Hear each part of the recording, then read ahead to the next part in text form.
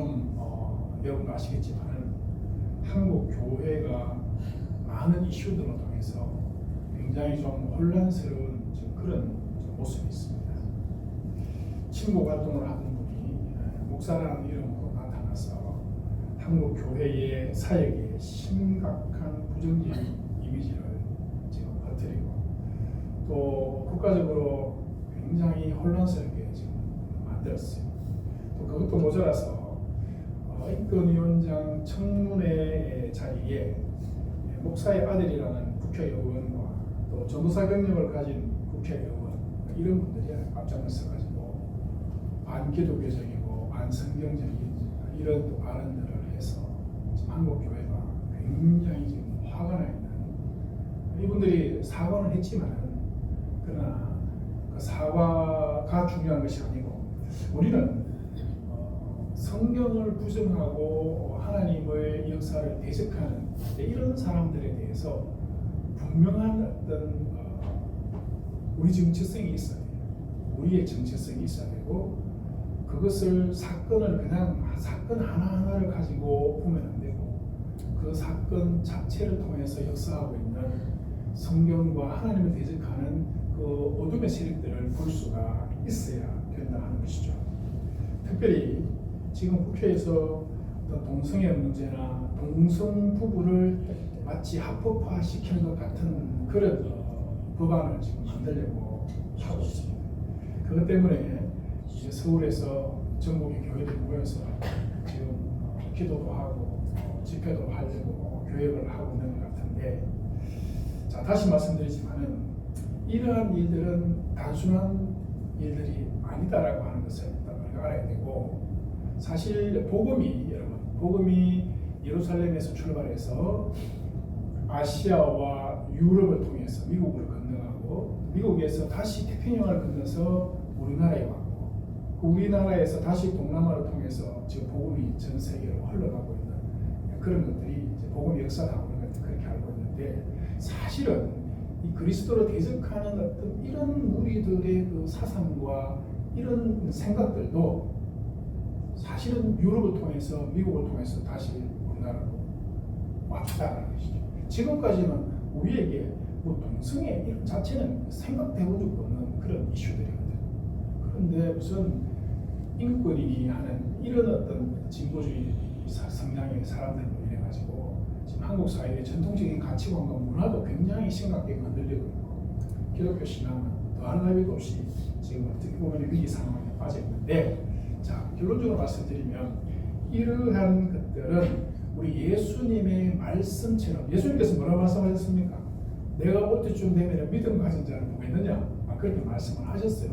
그건 다시 말해서 이런 일들이 당연히 생기는 거예요. 우리 예수께서 세상을 심판하러 오신다고 우리가 믿는다면 세상은 갈수록 그리스도의 심판에 부정할 수 없는, 그리스도의 심판에 왜 우리를 심판하십니까? 라고 변명할 수 없는 그런 상황으로 점점 변해가고 있어요. 여러분들이 그 엔트로피란 말을 들어보셨죠? 엔트로피, 무질서도 이런 거예요. 무질서해진다. 가만히 놔두면 저절로 무질서해진다. 그 무질서해지는 것을 막으려면 거기에 힘이 들어가야 되고 에너지가 들어가야 된다라고 하는 게 이 자연 법칙이에요. 밀덕학 이법칙이라고 여러분 아실 거예요.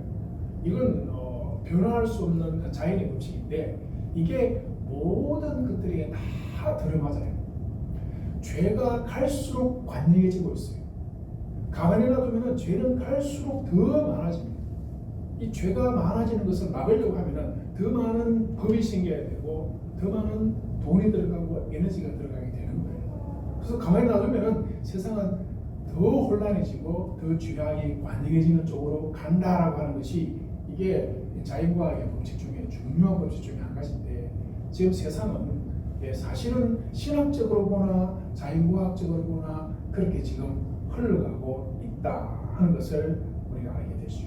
자, 문제는 이러한 죄악이 관영한 세상으로 흘러가고 있는 이런 중에 그리스도인들은 어떻게 생각하고 무엇을 바라보고 어떤 자기 정체성과 신념으로 믿음으로 살아야 되느냐 하는 것이죠. 그게 오늘 본문 가운데 어떻게 보면 우리에게 답을 주고 있습니다. 자, 오늘 본문을 보면은 바울이 소망이 있어요. 바울의 소망이 뭐냐면 사실 바울이 복음을 위해서 이렇게 수고하고 고생하는 중에 어떻게 보면 이제는 정말 지쳐서 그만둬도 되겠다 이만 해도 충분하잖아요. 바울이 여기까지 예루살렘에서부터 시작해서 여기까지 오는 동안에 얼마나 많은 고난과 어려움을 겪었어요. 이제 그만둬도 누가 바울을 보고 탓할 사람이 아무도 없어요. 그럼에도 불구하고 바울은 오늘 21절에 보면은 마케도니아와 아가야를 거쳐서 내가 예루살렘으로 내가 가기를 원한다. 그 선교 계획을 쭉 다시 세웠어요. 그리고 할 수만 있으면 내가 로마에도 내가 가보고 싶다라는 비전을 오늘 이 예배소에서 밝혔습니다. 로마서 1장 10절에 보면은 사도 바울이 이런 얘기를 해요. 로마 성도들에게 편지를 보냈는데 거기에 이렇게 말합니다. 어떻게 하든지 이제 하나님의 뜻 안에서 로마에 있는 너희에게 나아갈 길 얻기를 구하노라. 내가 너희 보기를 간절히 원한다 그랬어요. 그러니까 사도 바울이 에베소에서 내가 로마에 나중에 가고 싶다고 하는 말이 그냥 빈말이 아니라 마음에 품고 하나님 나라를 향해서 자기가 정말 어떻게 달려갈 것인가 하는 것에 대한 확고한 계획과 신념이 있다는 것을 이제 우리가 알게 되지요. 오늘 본문에도 보면은 자기가 분명히 말했습니다. 마케도니아와 아가야를 거쳐서 내가 예루살렘 가고 싶다. 그러면서 그 마케도니아에 가려고 미리 사람 두 사람을 보내놓았어요. 자기는 이제 가려고 하는데 그런데 사실은 중대한 문제가 한 가지 발생합니다. 굉장히 심각한 문제가 하나 발생해요. 지금까지 우리가 이 사도행전을 살펴봤지만은 두란노 서원에서 2년 동안 사도 바울이 뭐 했어요? 말씀 사역했어요. 말씀 사역. 예수가 그리스도시다라는 거 그걸 전했을 거예요. 구약에서 예언되어져 있는 오신다고 했던 그 메시아가 바로 이 예수다. 우리는 지금 다 알고 있지만 그 시대 사람들은 모르고 있습니다. 그러니까 그 시대 사람들에게 이 예수 그리스도를 전하는 이 일에 사도 바울은 모든 것을 거기에 집중을 시키고 있는 상황이죠. 그런데 하나님께서 바울의 손을 통해서 그 말씀 사역 가운데 능력이 나타나게 하셨어요. 능력이. 그게 뭐였습니까? 바울의 손수건이나 바울의 앞치마만 가져가도 악귀들이 떠나고 병이 낫는 이런 놀라운 역사를 하나님께서 보여주셨거든요.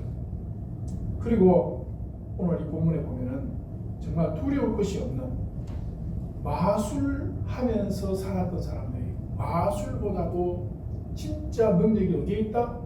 하나님의 능력이 있구나. 하나님의 말씀의 능력이 있구나 하는 걸 깨닫고 자기들이 마술할 때 썼던 책들을 다 모아가지고 불을 태우는 이런 놀라운 역사까지 실제로 일어난 것이죠. 자, 이대로만 쭉 간다면은 큰 역사를 이루고 에베소가 엄청난 복음의 능력을 나타내 보일 걸로 생각했는데 생각지도 못한 일이 생겼습니다. 도시 분위기가 갑자기 바뀌었어요. 소요가 발생합니다. 그리스도인들을 막 잡아가지고 봉변을 당하는 일이 생겼어요. 왜 이런 소요가 발생을 했는가? 생각지도 못했던 심각한 방해가 생겼어요. 자, 이런 것들은 사실 바울의 선교 사역의 어떤 문제만이 아니라 우리 인생도 마찬가지입니다. 우리가 그리스도를 위해서 하나님의 나라를 위해서 뭔가 마음의 꿈을 가지고 기도하면서 일을 해나갈 때 우리 마음대로 잘 안 될 뿐더러 심각하게 방해하고 그걸 못하도록 하는 굉장한 그런 어떤 반대에 부딪힐 때가 종종 있잖아요. 어떻게 보면 사실 인생 자체가 그렇습니다. 예수를 믿는 사람이나 믿지 않는 사람이나 내 뜻대로 사실 인생 자체는 되질 않아요. 자, 그럼에도 불구하고 우리 그리스도인들이 가는 길에는 더 많은 환난과 반대와 방해가 있어요. 왜 그렇습니까? 우리가 가는 길은 무슨 길이에요? 예수 그리스도 따라가는 길이잖아요. 아멘? 예, 우리가 가는 길은 예수 그리스도로 따라가는 길이에요. 다른 사람들이 안 가는 길이에요. 그래서 성경은 우리가 가는 길을 좁고 협착한 길이다. 찾는 자가 없는 길이다. 그렇게 말씀했어요. 그러나 그 길로 가는 것이 보다 생명의 길이다. 분명히 그렇게 말씀했거든요. 그러니까 우리가 가는 길은 굉장히 힘든 길이에요. 사실은. 예수를 제대로 믿으면서 내가 신앙을 지키고 하나님만 바라보고 가겠다고 마음을 먹으면 먹을수록 그 길은 힘들어요. 반대자들, 방해자들이 많이 나타납니다. 그거 이상하게 생각하지 말라 그랬잖아. 그런 일이 나타나는, 반대자들이 나타나는 것을 이상한 일을 당한 것처럼 생각하지 마라. 이건 너무나 당연한 거라는 거죠. 그래서 우리가 진짜 믿음을 가지고 세상을 살아가려고 할 때 여러분 남다른 우리의 정체성과 그 어떤 믿음이, 확고한 믿음이 우리에게 요구되어지는 것이죠. 사도행전이 독자들에게 보여주고자 하는 중요한 메시지가 뭐냐면은 예수 제자들은 모두 성령을 받았고, 맞죠? 그리고 그 성령이 인도하시는 대로 갔다는 거예요. 이게 사도행전이 우리에게 보여주는 중요한 메시지입니다. 사도행전을 읽어보면 모든 일들이 그런 식으로 진행이 되고 있습니다. 그리고 오늘 이 바울 일행이 당한 일도 결국은 성령께서 그 일을 만나게 하셨고 그걸 또 헤쳐갈 수 있도록 은혜를 베풀어 주신다 라고 하는 것을 우리에게 보여줘요. 무슨 일이 났느냐? 앞서도 말씀드렸지만 복음의 말씀이 풍성하게 퍼져나갔어요. 20절에 보면 주의 말씀이 힘이 있어 흥황하여 세력을 얻었다. 그 주의 말씀이 퍼져나가는 것에 대해서 세 가지 단어로 표현했어요. 힘이 있고 흥황해서 세력을 얻었다고 했어요. 굉장한 복음의 역사가 나타났다는 거죠. 그런데 미처 예상하지 못한 게 있었다. 그게 뭐냐? 이 에베소라는 도시가 어떤 도시냐 하는 거예요. 이 지역에 중요한 우상이 있죠. 그 우상 이름이 뭐였습니까? 아데미입니다. 아데미. 예. 그리스식으로 말하면 아데미고 로마식으로 말하면 다이아나예요. 다이아나. 예. 이 우상의 신전이 에베소에 어마무시한 신전이 있었어요. 아덴에도 가면은 거기에 유명한 파르테논 신전이라고 있죠. 여러분 아시죠? 파르테논 신전이라고 유명한 신전이 있는데 그 신전보다 규모가 4배나 큰 아데미 신전이 어디 있느냐? 에베소에 있는 거예요. 그러니까 에베소라는 도시 자체는 수많은 사람들이 그 아데미라는 여신, 풍요의 신이에요. 어떻게 보면은 복주는 신이다 생각하면 돼요. 다산의 신. 그러니까 사람들이 다 그 어떻게든지 좀 잘 살아보고 좀 더 풍요롭게 살아보고 싶은 이런 욕심에 전부 그 우상상을 만들어 가지고 집에다가 놔두고 섬기는. 여러분 태국 같은데 저런데 단계 선교 가보시면 그 사람들 차에 보면 전부 다 불상 하나씩 싣고 다니죠. 그런 생각하시면 돼요. 온 도시가 그런 어떤 아뎀이라는 그 우상 탐욕의 신을 딱 섬기고 있는 그런 상황인데 엄청난 경제와 문화의 영향력을 지금 그 우상의 영향력을 받고 있는데 그런데 갑자기 그게 복음이 전해지면서 역사가 나타나니까 많은 사람들이 신상 아데미를 섬기지 않는 방향으로 지금 도시 분위기가 바뀌어가고 있는 거죠. 그러다 보니까 우상을 만들어 파는 상인들이 있어요. 그 우상을 만들어서 팔아서 생계를 이어가는 그런 상공인들이 있는데 이 사람들의 수입이 늘겠어요, 줄겠어요? 당연히 수입이 줄지. 그러니까 이 사람들이 불만을 품게 된 거예요. 사실 사탄이 그 사람 속에 들어간 거예요. 가서 이제 그 사람들이 이제 탐욕을 가지고 방해의 역사를 이제 만드는 건데 참 묘하게도 아뎀이라는 신이 풍요와 다산의 신인데 이 상공업자들, 이 사람들도 역시나 풍요와 어떤 물질적인 탐욕으로 인해서 이런 소요를 지금 일으키게 되는 거예요. 여기 데메드리오라는 사람이 등장하는데 이 사람이 주동자입니다. 이 사람이 주동자예요. 이 사람 이름을 딱 밝혀놓은 것이 참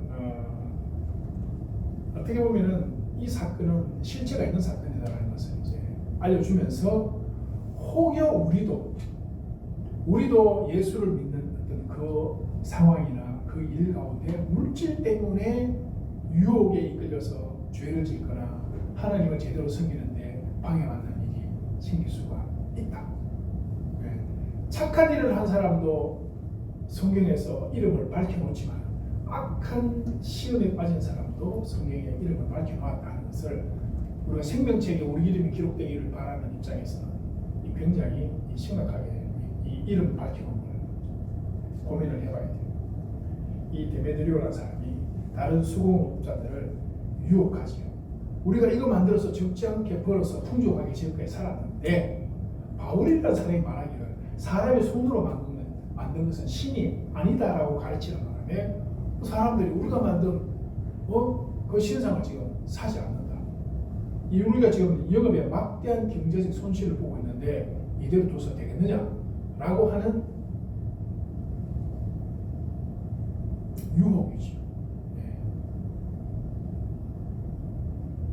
그럼 27절에 이렇게 말하죠. 우리의 이 영업이 천하일 뿐 아니라 큰 신 아데미 신전도 무시당하게 되고 온 아시아와 천하가 위하는 그 아데미의 위엄도 떨어지게 된다라고 하면서 자 보세요. 여러분 잘 보셔야 돼요. 이게 사탄의 유혹이에요.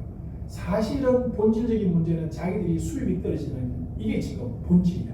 그런데 이걸 어떤 문제로 바꾸냐면 종교적인 문제로 비화시켰어요.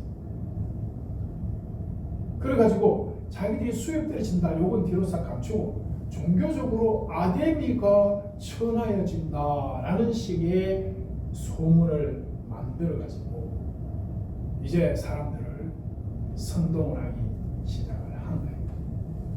온 시내가 요란스럽고 분노하게 되고 바울과 같이 다니던 사람들을 막 잡아다가 극장으로 끌고 가가지고 폭행을 하고 이런 지금 엄청난 일이 생겼어요. 바울이 달려가서 해명을 하고 싶지만은 제자들이 가지 말라고 큰일 났습니다. 거기 사람들이 지금 저렇게 날뛰는데 갔다가는 무슨 일을 당할지 모르는데 가지 마시라고. 에베소 관리들 중에서도 사도 바울에게 아는 사람들이 전화하고 가지고 절대로 가지 마라. 그러니까 이 지금 분위기가 도시 분위기가 굉장히 지금 험한해졌다는 것을 우리가 알게 되죠. 흥미로운 점은 32절에 보면 이런 말씀이 있습니다. 어떤 사람은 이런 말을 어떤 사람은 저런 말을 하면서 선동이 되어가지고 모이기는 모였지만은 사람들이 태반이나 자신들이 어찌 모였는지 모르고 모인 거예요. 알겠죠? 막 선동을 하니까 그 선동되어가지고 막 나와서 쉽게 요즘 우리말로 말하면 촛불도 들고 태극기도 들고 막 오기는 왔는데 왜 왔는지를 모르고 온 거야. 왜 왔는지를 모르고 올 수는 있어요. 자기가 하고 싶은 말이 있으면 그럴 수 있는데 문제는 그 사건의 실체의 진실을 몰라요. 그냥 방송에서 정치인들 떠들어대니까 거기에 그냥 흥분해가지고 쫓아나온 거죠. 지나고 보면 아무것도 아니잖아. 지나고 보면 별것도 없어요. 우리 사회에 여러분 소유와 선동이 있었던 일이 얼마나 많습니까? 그 사람들이 외쳤던 말이 그 지금 진실인 게 있어요? 없어요. 지나놓고 보니까 다 그냥 아무것도 아니야. 그냥 우리는 선동 당한 거예요. 이 얼마나 어리석습니까? 더 중요한 것은 이 사건의 영적 본질을 우리가 봐야 돼요. 이게 그리스도인과 세상 사람들과 차이점이에요. 세상 사람들은 그냥 자기들의 어떤 경제적 이익, 정치적인 이익, 자신들의 어떤 위신 문제 이런 걸 가지고 가장 중요한 어떤 지표로 삼는다면 그리스도인들은 그 뒤에 있는 걸 봐야 돼요. 영적인 것을 볼 줄 알아야 돼요. 영적인 것을. 왜 이런 일이 생겼을까? 하나님은 이런 일을 통해서 우리에게 무슨 말씀을 하시고자 하는가? 여러분 다시 말씀드리지만 우리가 예수 그리스도를 따라가려고 할 때에 사탄은 주기적으로 나타납니다. 아시겠죠? 한 번 어떤 일이 있었다고 해서 그게 끝나는 게 아니에요. 사탄이 한 번 시험을 하면 좀 있으면 또 나타나서 또 시험을 하고 이제만 하면 또 나타납니다. 그게 예수 그리스도 생애 가운데서도 이걸 볼 수가 있어요. 예수님께서 세상에 오신 가장 중요한 목적은 뭐예요? 십자가를 지시고 우리의 죄 문제를 해결하시고 하나님과 우리 사이에 중보자로서 사이 가시는 게 예수님이 오신 목적이거든. 그런데 예수님께서 공생의 세례를 받으시고 공생의 사역을 딱 시작할 때 누가 나타났어요? 사탄이 나타났죠. 그래서 예수님을 넘어뜨리려고 시도를 합니다. 마치 에덴 동산에 아담과 하와에게 찾아왔던 것처럼. 아담과 하와, 첫사람 아담과 하와는 넘어졌지만 예수님은 넘어지지 않았다. 이게 성경이 우리에게 보여주는 것이죠. 그래서 우리는 예수 그리스도가 우리의 구원자시다 하는 것을 입장이 보이는 겁니다. 자, 사탄이 시험을 하고는 떠나갔죠. 그리고 사탄이 또 나타났어요. 언제 또 나타났습니까? 예수님께서 베드로를 향해서 사탄아 물러가라 했잖아요. 왜 베드로가 왜 그 소리를 들었죠? 예수님 내가 십자가를 져야 되겠다니까 베드로가 십자가 지지 마세요. 그러게 예수님께서 야 사탄아. 그 다음에 한 번 더 나타납니다. 예수님께서 십자가에 달리셨어요. 그 본문을 보면은 네가 만일 하나님의 아들이거든 이런 표현이 나와요. 네가 만일 하나님의 아들이거든 거기서 내려와라. 사람들이 그렇게 얘기해요. 그런데 이 표현이 어디에 등장하는 표현이냐면은 사탄이 예수님을 광야에서 시험할 때 네가 만일 하나님의 아들이거든 돌을 떡을 만들어라 라고 할 때 표현하고 똑같아요. 그러니까 그게 누구 말이에요?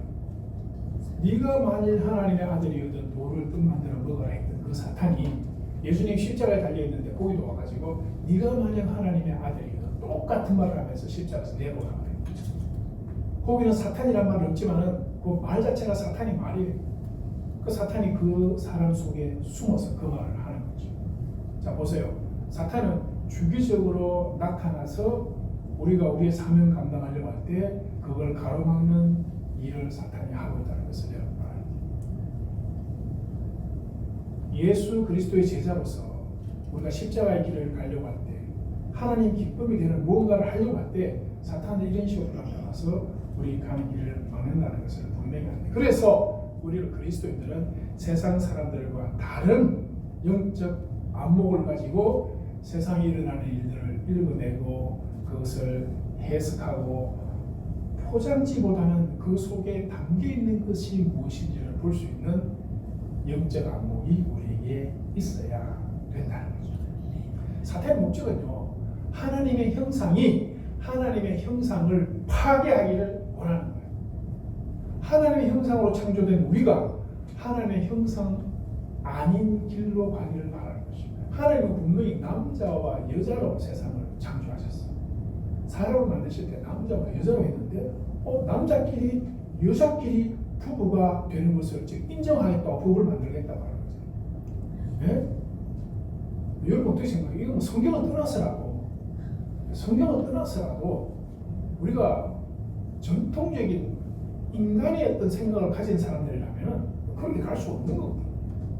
그런데도 그걸 하겠다고 지금 국회의원들은 소위 진보라고 외치는 사람들이 거기 인권이라면서 그 사람들의 인권을 존중해주기, 그게 인권 존중하는 게 아닙니다. 그 사람들을 질병 속으로, 그 사람들을 파탄 속으로 밀어넣는 거거든요. 그럼에도 불구하고 아직은 모르는 거예요. 모르니까 저러는 거예요.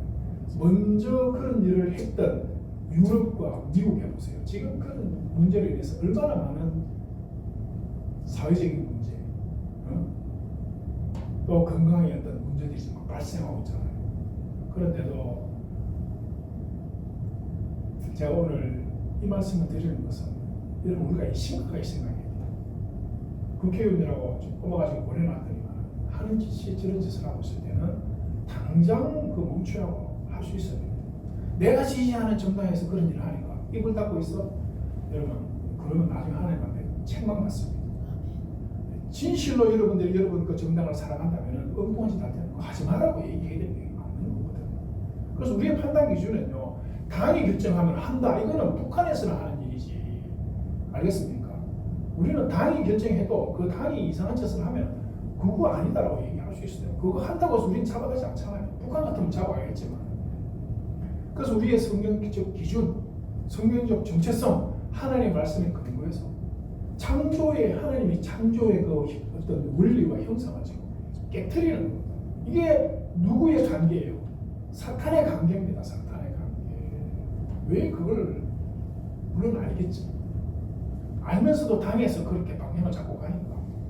목사님의 아들이라는 국회의원, 또 신학대학원까지 졸업했다는, 전도사까지 했다는 그 국회의원이 앞장서가지고 지금 공격을 해야 되고 그걸 지금 하는 것 같아요.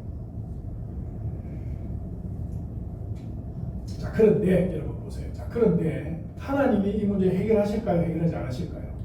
해결하십니다. 혹여 이게 통과가 된다 해도 하나님은 그 행위에 대한 징벌을 엄청나게 하실 거예요. 네, 그 행위에 대해서 분명히 책임을 물으시고, 로마서에 보면은 부끄러운 일을 행했고 결국 그 스스로 자기들에게 스스로 보응을 받았다라고. 하나님 보응하십니다. 왜 하나님 두려워하지 않나? 네. 오늘 본문을 보면은 이 사람들이 떼거리로 몰려와서 아데미야 아데미야 2시간 동안 왜 왔는지도 모르면서 모여가지고 아데미 위대한 아데미라고 외치면서 그랬다는 거잖아요. 이게 우상과 사탄의 본질이에요. 뭔지도 모르면서 모여가서 그냥 고함을 치르세요. 그 본질은 영적으로 하나님을 도전하는 겁니다. 자, 그런데 하나님은 이 위기 가운데 내버려 놓지 않았습니다. 내버려 놓지 않고 개입을 하셨는데, 어떻게 개입하셨느냐? 그 에베소의 서기장을 보냈어요. 서기장이 나타나서 이렇게 말합니다. 에베소 사람들과 우리는 이 에베소에 제우스의 신전직이라고 할 만큼 우리는 열심히 우상 제우스와 이 그리스의 신들을 우리가 섬겼지 않느냐. 그러나 자, 우리 열심히 우상 섬겼어. 자, 그러나 어떤 일을 할 때에는 겸손하게 하지 말아야겠다. 이렇게 얘기합니다. 이 사람이 굉장히 지혜롭게 말을 잘해요. 우리가 겸손하게 하면 안 된다. 이 소동을 일으키는 거 이게 굉장히 겸손한 일이다. 아니, 그리스도인들이 뭐가 잘못했느냐? 그 사람들이 신전에 물건을 훔친 것도 아니고 우리를 비방한 것도 아닌데 이 사람들을 함부로 잡아서 이렇게 폭력적으로 하는 것은 잘못된 거다라고 얘기를 딱 이렇게 하는 거죠. 맞잖아요. 예. 그렇게 얘기합니다. 합리적으로 얘기를 해요. 그 다음에 올바른 문제 해결 방법을 제시합니다. 만약에 문제가 있다면 고소를 해서 정당하게 법 절차를 따라서 이 일을 제기하면 될 일을 이렇게 불법적으로 모여가지고 소유를 일으키고, 이렇게 하면 나중에 우리가 불법 집회에 대한 책임을 우리가 져야 된다 라고 하면서 이 서기장의 사람이 그 소유의 현장에 나타나서 사람들에게 얘기를 했어. 그러면 사람들이 들어보니까 왜 모였는지도 잘 모르는 데다가 나중에 자기들이 책임을 질 수도 있다 하니까 다 사라지고 흩어지고 말한다는 거죠. 자, 우리가 생각할 때 절대로 해결될 수 없는 위험한 어떤 힘든 일이 우리 앞에 닥친 것 같아도 하나님은 우리가 전혀 생각지 못한 어떤 사람이나 일을 통해서 분명히 우리가 하려고 하는 일에 은혜를 베푸시고 도와주십니다. 물론 여러분, 우리가 원하는 방법이 아닐 수도 있어요. 우리가 원하는 것은 하나님 지금 즉시 나타나서 저 국회의원들 하나님께서 어떻게 조치를 해주셨으면 좋겠다 싶은 생각을 혹시 할지는 모르지만 하나님은 그런 방법보다는 어떤 우리가 생각하지 못했던 다양한, 그러면서 합리적인 방법을 통해서 이 문제를 해결을 하시게 될 것이다. 사도행전의 저자 누가가요, 사실 이 부분에 대해서 굉장히 디테일하게 기록을 해놨어요. 이 서기장이 나타났으며 그 사람이 무슨 말을 했는지 그 상황에 대해서 아주 자세하게 잘 기록을 해놨어요. 이게 왜 이렇게 기록을 했느냐 하면은 사실 그리스도인들은 나쁜 사람들이 아니다라는 거예요. 분명히 오늘 얘기했잖아. 그리스도인들이 신상에 물건을 훔쳤냐, 너희들 욕을 했냐, 왜 너희들이 그리스도인들을 잡아가지고 그렇게 하냐, 그 사람들은 나쁜 사람들이 아니야 라고 하는 것을 분명하게 밝혀놨거든. 그래서 사도행전을 읽는 다른 사람들이 그리스도인들에 대해서 나쁜 감정, 악한 감정 갖지 아니하도록 약간 변정적인 어떤 입장에서 이 사도행전을 지금 기록을 했다는 것을 우리가 알게 되죠. 여러분, 다시 말씀드립니다. 이 부흥의 사건 이후에, 그죠? 말씀의 부흥이 쫙 일어나고 난 이후에 그대로 그 분위기가 계속하면 얼마나 좋겠습니까만은 사탄이 그걸 좋아하겠어요, 안 좋아하겠어요? 절대로 사탄은 그걸 두고 보지 못하죠. 그래서 방해를 하고 문제를 만들고 한다는 것을 여러분 기억하셔야 됩니다. 우리 시대도 마찬가지입니다. 우리 시대에 여전히 우리를 도우시는 이가 있다. 그분이 누구시나? 성령이십니다. 아시겠죠? 여전히 우리를 인도해 가고 계신 분이 계세요. 우리 교회가 울산병원을 중심으로 해서 우리 환우들을 섬기고 어렵고 가난한 사람들을 돕는 교회로 우리 교회가 시작했어요. 몇 사람 되지 않지만 저는 분명히 우리 교회의 비전과 이 어떤 이 모습에 하나님은 인도에 가실 때라고 믿습니다. 예. 사람이 많은 것이 중요한 것이 아니고 그 모임 무리들이 어떤 생각을 가지고 있으면 누구의 인도하심을 따라가느냐 하는 것이 중요해요. 인간적인 생각으로 야 우리 사람 많이 모아야지 교회 크게 만들어서 부흥시켜야지 이 생각이 들어와 있으면 그건 인간의 이기적인 욕심과 탐욕이에요.